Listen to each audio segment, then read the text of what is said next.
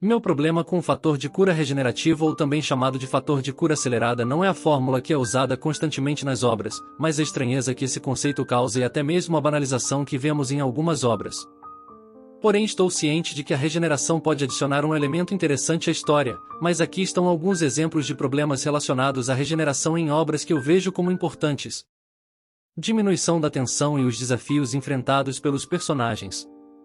É assim, uma ideia que eu vejo como a banalização do evento, porque cenas que deveriam, por exemplo, demonstrar uma habilidade incrível perde total significado quando vemos o vilão se regenerando na mesma hora. É como se o golpe não tivesse relevância, somente estética bonita, ou mesmo fosse brincadeira de criança. Claro que isso serve para reforçar a ideia que o vilão é incrível, mas quando vemos sendo trabalhado de forma constante nos acostumamos a banalizar as técnicas e o peso do evento.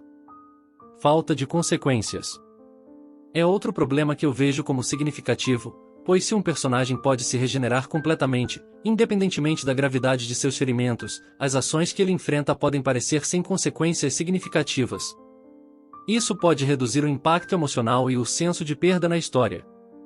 É o que vemos na relação do Dom e do Akaza, em que não vemos relevância para a história os golpes que eles trocam, parecendo uma briga de criança, e mesmo que outros personagens apareçam para dar peso à cena não dá para levar a sério essa disputa dos luas superiores. A falta de desenvolvimento de personagem.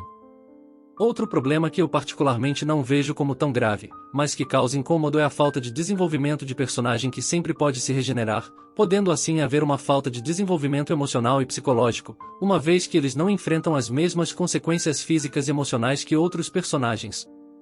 É o que vemos no caso do Toge no Maki do Yuta, pois enquanto o Toge precisa usar um vocabulário limitado para não ferir ninguém e fica com sua garganta ferrada quando usa a fala amaldiçoada, Yuta simplesmente usa a mesma técnica com maestria e não tem consequência nenhuma, pois Yuta usa a técnica reversa para curar seus ferimentos.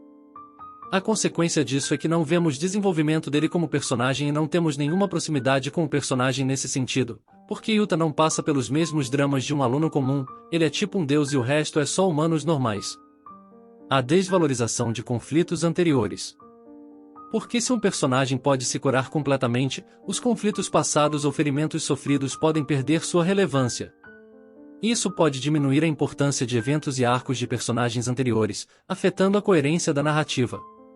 E foi exatamente isso que aconteceu na minha opinião em Jujutsu Kaisen, pois todas as mortes que aconteceram na primeira parte da obra tiveram um peso narrativo maravilhoso, com personagens completamente desfigurados e muito machucados, mas depois de um certo ponto da obra, mais especificamente depois do início do arco da migração à extinção, ferimentos graves ficaram banalizados, com o surgimento supostamente de feiticeiros muito fortes, o que tirou o peso psicológico de todas as mortes que aconteceram na primeira parte obra, porque ficou parecendo que os feiticeiros anteriores que morreram só morreram por serem muito fracos e incompetentes.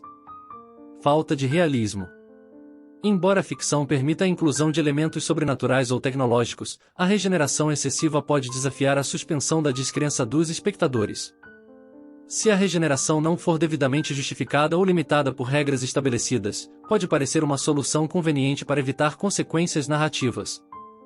É importante lembrar que nem todas as obras que apresentam regeneração enfrentam todos esses problemas, e muitas vezes os escritores encontram maneiras criativas de contorná-los. É o que temos em obras como Jujutsu, que as lutas são incríveis mesmo com esse elemento, que nesse caso a regeneração adiciona um elemento único à história, mas claro que é sempre importante dosar a utilização desse recurso com cuidado e consideração em relação à narrativa e ao desenvolvimento dos personagens. Se você gostou, deixe o like e seja inscrito no canal para receber mais vídeos assim.